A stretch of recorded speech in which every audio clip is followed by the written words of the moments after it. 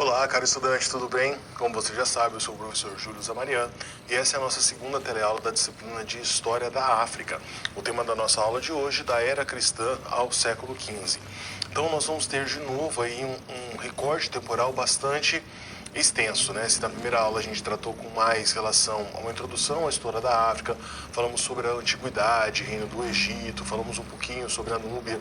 Nessa aula de hoje a gente vai falar mais sobre essa era cristã, né, por volta ali do século V, século VI, até século XV, quando a gente tem o início do período colonial, né, Portugal e Espanha, na esteira do desenvolvimento das grandes navegações, da formação dos seus impérios intercontinentais, começam a dominar a África e mudam de uma maneira bastante interessante o panorama desse continente. Então, é um recorte temporal extenso. Nós vamos falar sobre vários reinos importantes da África e que são fundamentais para o entendimento da nossa disciplina. Vamos ao quadro. Então, primeiramente, a contextualização nossa, né?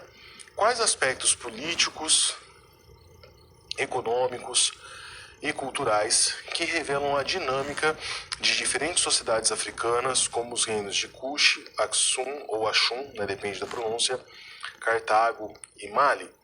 Quais as fontes disponíveis para o estudo dessas sociedades? A gente vai perceber o seguinte: na aula passada eu comentei com você sobre as dificuldades que o pesquisador tem quando vai estudar a história antiga, a história medieval, com relação às fontes. E por que essa dificuldade acontece? Isso tem relação não só com o fato do distanciamento temporal, vamos colocar assim. É lógico que estudar um fato histórico de 100 anos atrás é muito mais fácil do ponto de vista da logística, de você encontrar as fontes, de você ter acesso às fontes, do que quando você estuda um fato histórico de 1.000, 2.000, 3.000 anos atrás. Para além disso, quando a gente estuda a história da África, você tem uma dificuldade a mais, que é a questão da conservação dessas fontes. Muitos dos grandes reinos, dos grandes impérios africanos foram invadidos e destruídos ao longo do tempo. Então, pouco ficou desses registros históricos. É diferente, por exemplo, quando você busca registros históricos numa Inglaterra da vida, né? Muito embora você tenha idas e vindas dos ingleses, você tenha vários conflitos, você tem um povo que está ali meio que estável nos últimos anos. A Inglaterra nunca foi conquistada por um outro povo, pelo menos nos últimos 1.000 anos. A última conquista nas Ilhas Britânicas foi exatamente no Império Romano. A África foi infelizmente dominada por vários povos, por várias ondas coloniais, e também havia conflitos internos. Então muitas dessas fontes históricas acabaram se perdendo. A perda dessas fontes históricas levaram a alguns mitos que a gente vai, com o perdão aí da repetição, desmistificar nessa aula. Por exemplo, dizia que os africanos nunca tinham desenvolvido uma escrita, por conta da dificuldade de acesso a essa escrita. Mas a gente sabe que, para além dos hieróglifos dos egípcios, outros povos, outras civilizações africanas também desenvolveram escritas. Mas eu quero que você tenha isso em mente, dessas dificuldades. Então, muitas vezes, eu não vou conseguir aprofundar tanto quanto eu queria a informação sobre determinados reinos, sobre determinados territórios, por conta dessa ausência de fontes. Isso não retira a importância desses reinos africanos, desse período que a gente chama aí comumente de Idade Média, e para além da interpretação desses reinos africanos para nós. Falei da interpretação e falei do período histórico, eu tenho que também fazer uma ressalva muito grande. Você já sabe, você já estudou isso em outras disciplinas, mas não custa eu reforçar aqui nesse momento. Nós estudamos uma história que é chamada de história quadripartite. Por que a história quadripartite? Ela é dividida em 4 grandes blocos: Antiguidade, Idade Média, Moderna e Contemporânea. Os marcos, as divisões dessa história quadripartite são marcos e divisões europeus. Foram feitos por historiadores europeus. Então a queda de Roma, a queda de Constantinopla, muito embora não esteja ali mais tão próximo do Ocidente, mas tinha uma importância muito grande. Revolução Francesa, são algumas pontas desses icebergs, desses períodos. Então a gente estudou sobre a Antiguidade durante o período africano e agora a Idade Média. Esse conceito de Idade Média, quando eu falo Idade Média, você vai lembrar do feudalismo, vai levar lá dos senhores feudais, que é uma caracterização medieval europeia. Durante esse período dito, entre aspas, Idade Média, o contexto histórico na África, na Ásia e na América era totalmente diferente. Eu não posso dizer que as características feudais observadas na Europa podem ser transpostas na África. Não. Enquanto a Europa estava mergulhada na Idade Média, vários reinos africanos tinham um desenvolvimento muito grande. Eles tinham uma organização imperial parecida com a do antigo Império Romano, que é colocada no período histórico da Antiguidade. Então, o que eu quero deixar isso claro para vocês? Coloquialmente, costumeiramente, nós usamos essas divisões. Olha, esse aqui é o período medieval, quando eu estou falando por volta do ano 1000. Esse daqui já é o período moderno, quando eu estou falando do século XVI. Isso daqui é a contemporaneidade, no século XIX. Esses marcos temporais, provavelmente nós não vamos mudá-los, porque eles já estão cristalizados. Mas nós podemos sim e devemos contextualizá-los. O que é isso? Estou estudando o reino Songhai na África no século XIV. Eu sei que esse período, comumente na história, é chamado de Idade Média, mas as características do reino Songhai na África, século XIV, são iguais da Idade Média? De maneira nenhuma. Então vamos tomar cuidado com essas contextualizações e entendendo a importância desses reinos africanos para a nossa disciplina.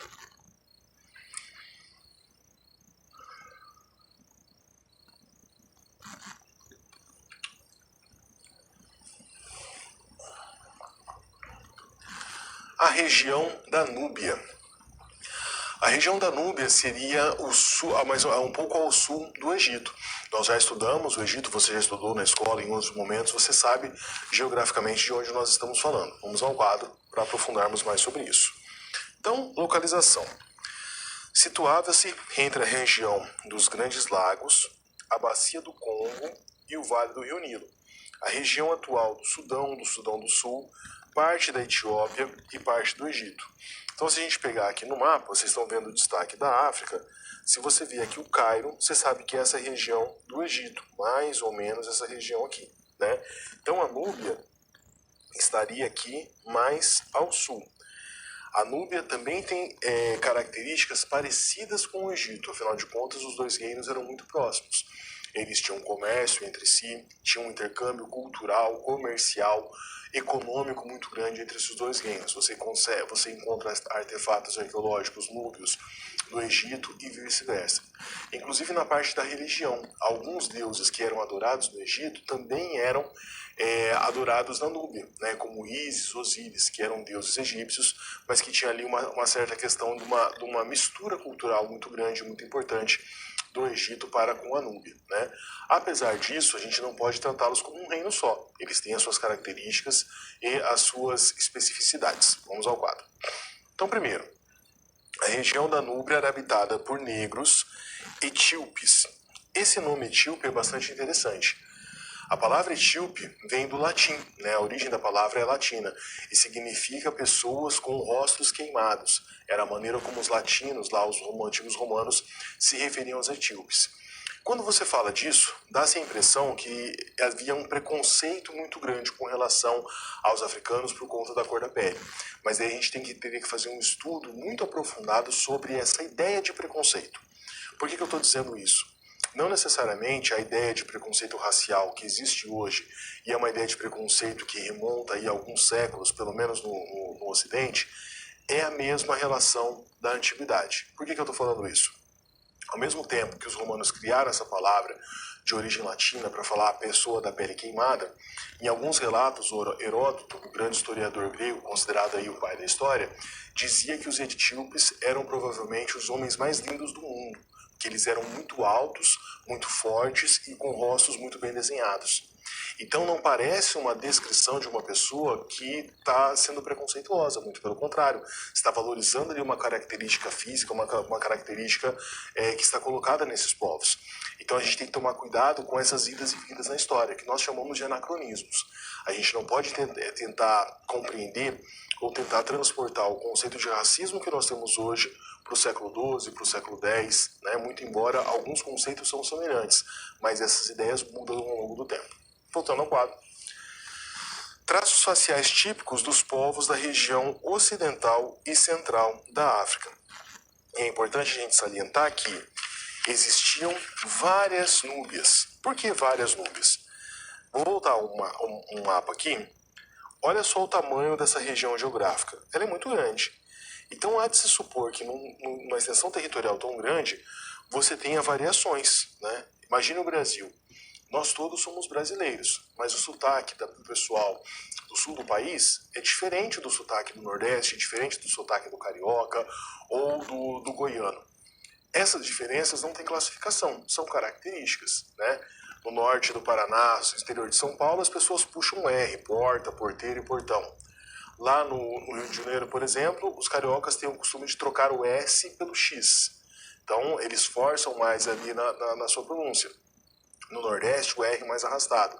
Isso tem certo ou errado? Não, isso são regionalismos. Quando a gente analisa o reino da Núbia, a gente percebe isso também. Existiam várias Núbias, existiam vários conceitos, povos que viviam de maneiras diferentes. Tinham algumas características em comum, mas eles não eram um uníssono. Voltando ao quadro, a gente percebe duas grandes características desses povos núbios. Primeiro, alguns grupos que tinham uma cultura seminômade, ou seja, vagavam, buscavam pesca, coleta, mas se estabeleciam às vezes por anos numa região, depois levantavam acampamento e voltavam.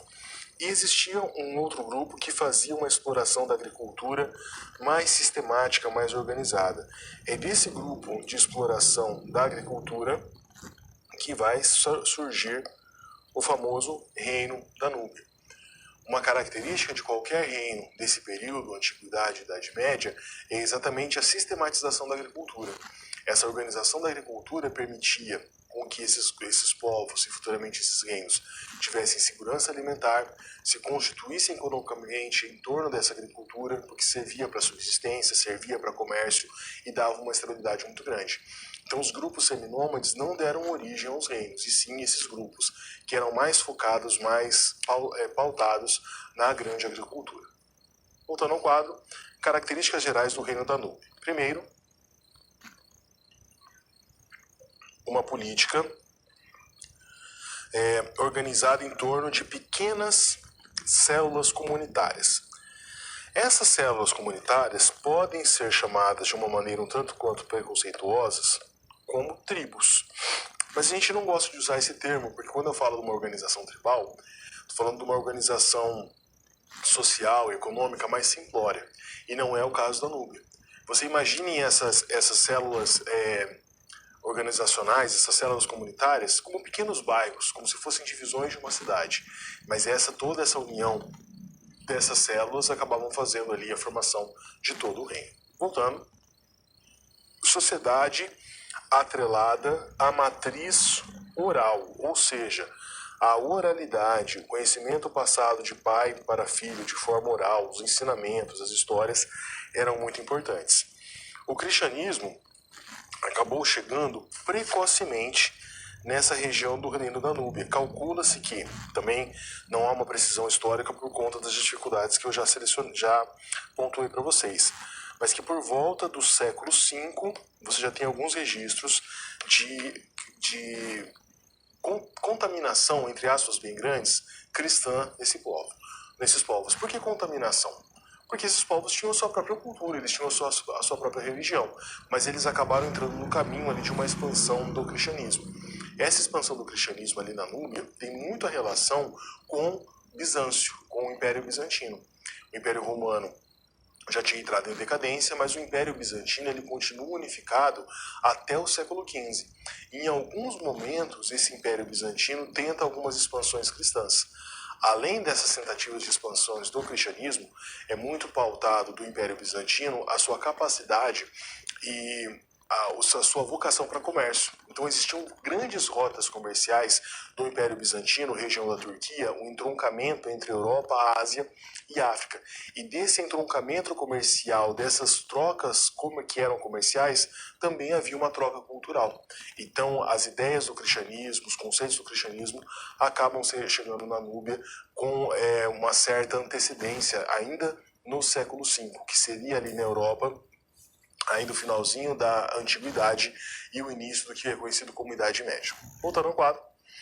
Então, esse cristianismo chega ali ao século V no Reino Bizantino, no Reino da Núbia, por conta da influência dos bizantinos. Continuando, a população da Núbia fazia trocas comerciais e culturais com o Egito Oriente Médio e a região dos lagos na própria África. Havia o chamado corredor núbio entre o deserto do Saara e o deserto arábico. Vamos lembrar da Península Arábica. Sempre quando eu falo de Península Arábica, você vai lembrar de uma maneira correta sobre o Islã, o islamismo.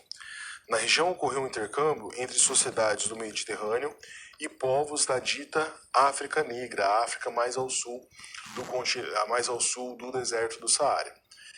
Essas trocas comerciais sempre estão ligadas com aspectos culturais, nunca se esqueça disso.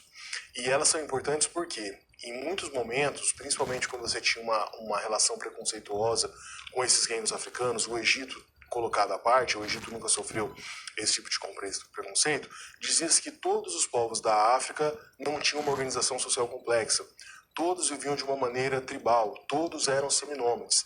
E quando você vê esses reinos organizados, sistematizados e hierarquizados, com uma agricultura desenvolvida, com comércio, intercâmbio cultural, você acaba tirando essas amarras, tirando esses preconceitos.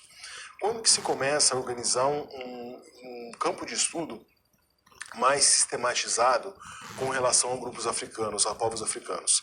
A partir da década de 1970, época em que você já tem um movimento forte de descolonização, a maioria dos países africanos já estavam nesse processo, e você tem a Unesco, né, incentivando esses estudos, né, incentivando universidades, concedendo bolsas para que houvesse um estudo dos povos africanos, tanto por historiadores europeus, mas também pelos próprios historiadores africanos. Então, a partir daí surge novos estudos. Então, é um campo, inclusive, relativamente novo na história, no sentido de que você pode fazer uma pesquisa sobre a Segunda Guerra Mundial, nada te impede de fazer isso. Mas uma pesquisa sobre a Segunda Guerra Mundial, a não ser que você tenha uma fonte novíssima, você tenha uma interpretação totalmente revolucionária, acaba sendo um tanto quanto saturada.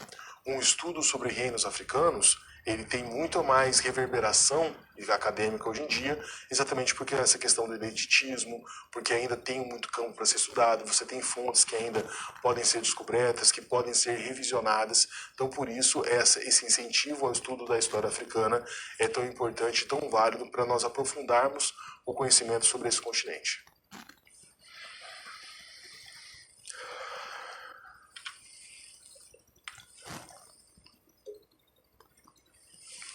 O reino de Kush. A gente escreve Kush com K, né, o reino de Kush, mas quando a gente usa a palavra Kushita para se referir ao reino de Kush, a gente coloca com Seu, né, mas é só um detalhe histórico. O reino de Kush também é um dos mais importantes quando a gente fala de história da África. Vamos ao quadro. Então, primeiro, sempre começando aí pela localização. O reino de Kush ficava também na região da Núbia, ao sul do território egípcio. Então, ou seja, na mesma região onde você teve o desenvolvimento da Núbia, do reino da Núbia, você também teve o desenvolvimento do reino de Kush. Não significa necessariamente que é exatamente na mesma região. Você está ali na proximidade, tá? Esse reino de Kush começa a se desenvolver de uma maneira mais expressiva, 1591 a.C., portanto, século VI antes de Cristo, no território do atual Sudão. Características do reino. Primeiro, de 2000 a 1700 a.C., a formação. Por volta de 1530, o reino de Kush foi conquistado pelo Egito. No século VIII, os Kushitas conquistaram o Egito, a chamada dinastias dos faraós negros. Então, esse intercâmbio comercial cultural também era um intercâmbio de conquista. Tanto o Egito conquistou o reino de Kush, como os Kushitas conquistaram o Egito. Não é à toa que você tem um período de dinastias que são as dinastias dos faraós negros. Aí você deve estar se perguntando, professor, mas os egípcios estão na África. Os egípcios também não eram negros? Sim, só que a gente falou várias vezes, a gente tem que entender a África como um continente muito rico. A África não é um país, a África é um continente, obviamente. E você tem especificidades de cada região, inclusive com a tonalidade da pele. Os egípcios tinham uma pele um pouco mais clara, os núbios tinham uma pele mais escura. Então, por isso você tinha essa diferenciação.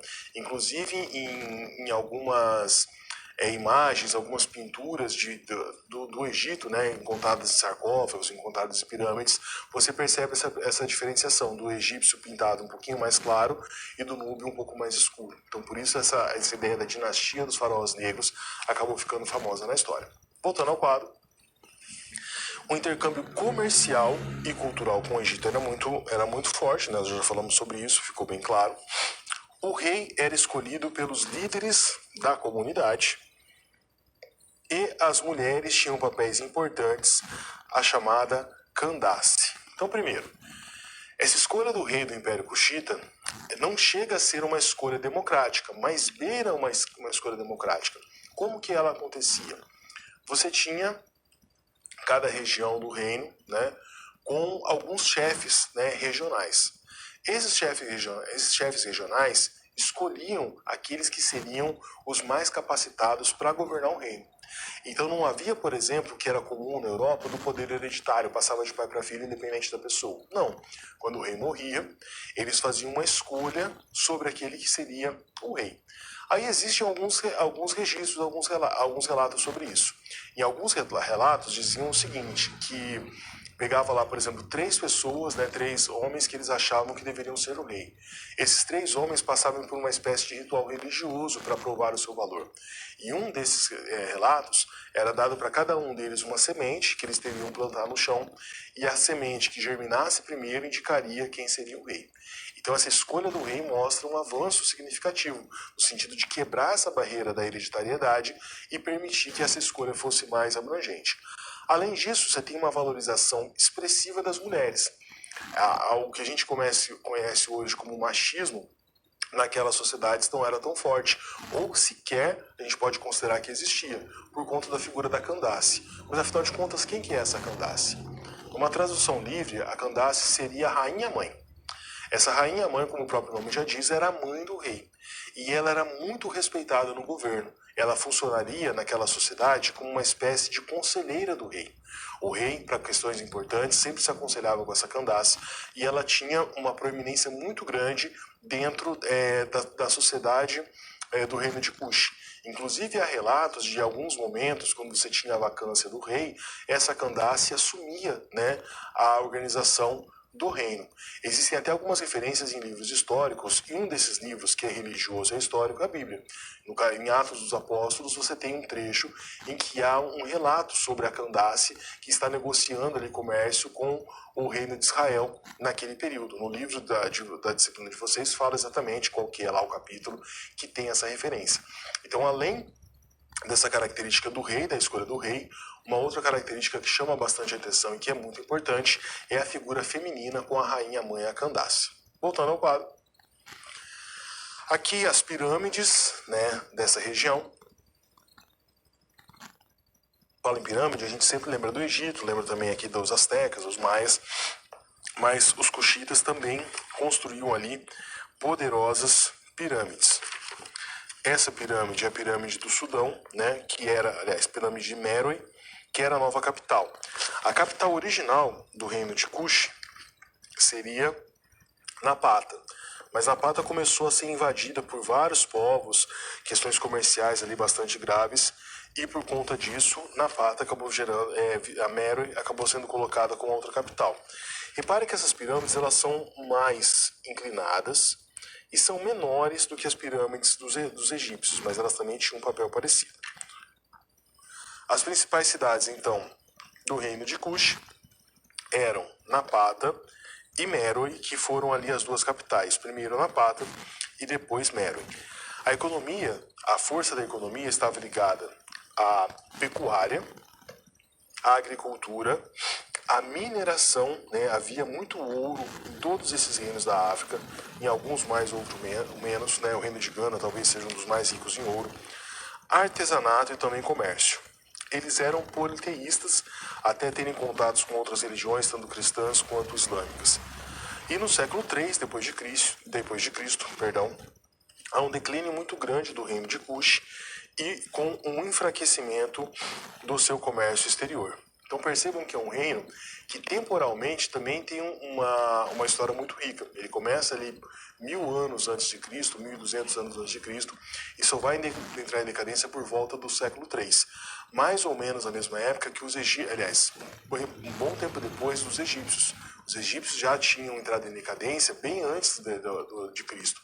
E os cuxitas conseguem ali ter um esplendor do seu reino pouco tempo, por mais tempo, que demonstra também a complexidade desse reino. Então, reino de Egito, muito famoso, mas também o reino da Núbia e o reino de Cush, com riqueza e com detalhes e com importância para a gente entender esse contexto africano.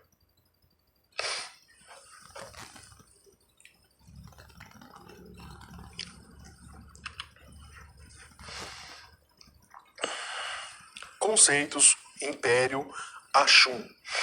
Esse império, a pronúncia, não existe uma pronúncia correta, né? Você vai ver pessoas falando o reino de Axum, outros falando o reino de Axum, né? Alguns até falam que a pronúncia poderia ser Ascum. Mas não importa essa nomenclatura, eu vou acabar usando aqui na aula para facilitar reino de Axum. Mas o que importa são as referências, aquilo que a gente vai estudar sobre esse importante reino africano. Vamos ao quadro. Então, a localização do reino de Axum por volta do ano de 320, a gente está vendo aqui no mapa a região chamada também de chifre africano, né, porque essa entrada aqui do mar. Então você tinha nessas duas regiões, principalmente aqui. Essa região hoje, né, pensando nos países de hoje, seria a região da Eritreia e a parte leste da Etiópia. Então a gente saiu um pouquinho daquela região mais próxima do Egito, da Núbia, que estaria mais aqui para cima. É um pouco mais ao sul da localização que a gente conhece dos reinos egípcios e do reino de Cush. Formações e características gerais do reino de Axum. Primeiro, o apogeu do reino de Axum ocorreu por volta do século IV d.C., 3 a 4 d.C. Antes da constituição do Império de Axum, a região foi habitada por axumitas pastores.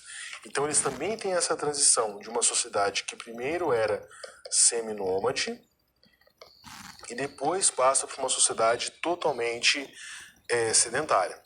A região tinha um importante intercâmbio comercial. Todos esses povos africanos têm como característica primaz essa ideia do intercâmbio comercial muito grande, e a cultura com a influência dos povos sul-arábicos. Vou voltar aqui a imagem. Se você parar para perceber, deixa eu apagar aqui. Essa região aqui já é a Península Arábica. E aqui nós estamos no continente africano. Então, pela proximidade geográfica de navegação, você tem um intercâmbio muito grande entre os árabes e o Império de Axum. Isso significa o quê? Que um dos primeiros povos que vão ter contato com o islamismo e com as mudanças que os árabes proporcionaram no seu território a partir do século VII é exatamente o Império de Axum. Lembra que o Império de Axum está com o seu desenvolvimento, o seu auge por volta do século IV. Posteriormente ele entra em decadência, mas ele também é influenciado pelo islamismo. Então um dos primeiros reinos influenciados pelo islamismo, influenciados por esse contato com os árabes, era o Império de Axum. Voltando ao quadro. Organização política. A organização política do reino a organização política no século II, os axumitas conquistaram estados localizados na Península Arábica, o norte da Etiópia, e dominaram, inclusive, os cuxitas. O reino de Axum tinha a ideia ou conceito de reinos vassalos, e esses soberanos do império eram chamados de negros. Então, como que funcionava? A dominação do Império de Axum não era uma dominação tão presente ou tão sistemática. Em que sentido? Eles dominavam ali um reino, por exemplo, na região sul da Península Arábica.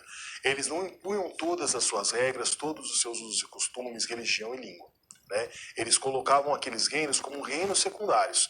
Eles formando um império e esses reinos como reinos vassalos.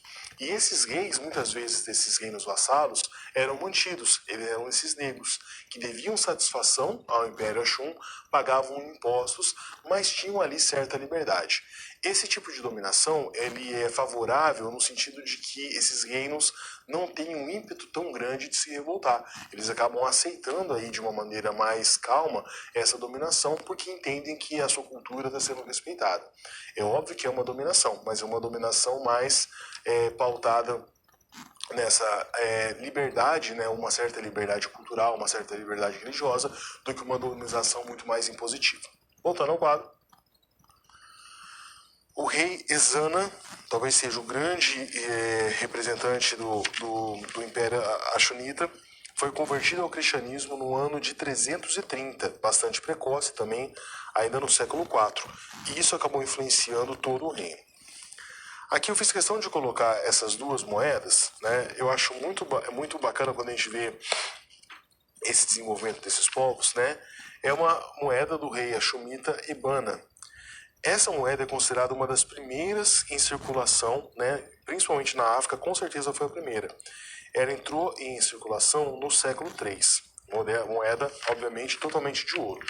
Percebam o seguinte, eles não tinham, talvez, o refino da metalurgia que nós temos hoje, né, para fazer com prensas, com máquinas.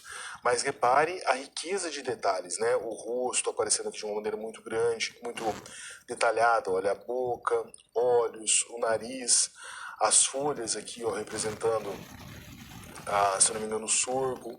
Então você tem ali uma riqueza de detalhes muito grande, o que mostra o desenvolvimento desses povos, né? Não eram povos que viviam somente de uma maneira tribal, atrasados de maneira nenhuma. Eles tinham um desenvolvimento muito grande, muito interessante e merecem ainda estudos cada vez mais aprofundados. Vamos agora para a nossa primeira situação problema, as imagens dos reinos africanos.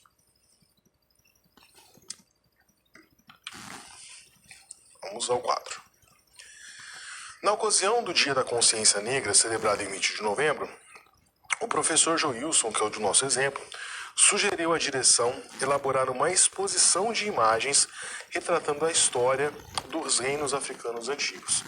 Então imagine você numa escola com essa proposta. Vamos colocar ali uma exposição de imagens sobre reinos africanos antigos. Aposto que a maioria dos alunos só iam mostrar a imagem do Egito, se lembrassem que o Egito faz parte da África, porque muitas vezes as pessoas estudam o Egito, principalmente nas séries iniciais, sem saber que o Egito faz parte da África. Voltando ao quadro. Quais pontos da temática o professor Joilson deveria destacar para questionar a visão simplista da história africana? Quais procedimentos poderiam engajar os estudantes nesse questionamento? Ou seja, como é que eu consigo mostrar para o meu estudante que a África não é só o Egito? E que existem outros povos, existem outras culturas, e que essas culturas têm uma riqueza muito grande, têm detalhamento muito grande, desenvolvimento muito grande. Muitas vezes elas não são tão famosas, não são tão colocadas ali na grande mídia, ou não aparecem nos livros didáticos, não são temas de grandes filmes, mas também estão ali presentes. Como é que eu consigo fazer com que esse meu aluno tire essa versão preconceituosa, né, do continente africano e consiga ter uma construção melhor? Vamos ao quadro para descobrir. Podem ser utilizados, então, diferentes tipos de imagens. Sítios arqueológicos de regiões diferentes daquelas colocadas, mapas antigos, objetos de cultura material. Propor aos estudantes a pesquisas de sites sempre confiáveis e a organização de um banco de imagens. A imagem, a fonte histórica, a fotografia, ela é muito importante nesse período. Então é óbvio que você não vai conseguir na sala de aula, muitas vezes, levar um objeto de cultura material africana. Mas você pode, ainda mais com redes sociais, com internet, fazer com que esse aluno pesquise, olha, um sítio arqueológico da região da Etiópia, uma moeda, como a gente acabou de mostrar lá do reino de Axum, a imagem do Mansa Musa, que também é um rei famoso, considerado o rei mais rico da história, que também é africano. E com esses detalhes, com essas construções, desmistificar essa ideia da África como atrasada e da África sendo como um reino antigo apenas e não somente o Egito. Então essa fonte imagética para o aluno, ainda mais se você pensar um aluno do ensino fundamental, ele constrói um imaginário, uma identidade mental muito forte com essas imagens. E com isso você consegue fazer esse trabalho de conscientização com relação aos alunos. E agora vamos para a primeira questão da nossa aula de hoje, nossa primeira pergunta. Quem eram as Candaces e qual a sua importância para o reino de Cush? Pense e reflita, eu volto alguns instantes com a resposta.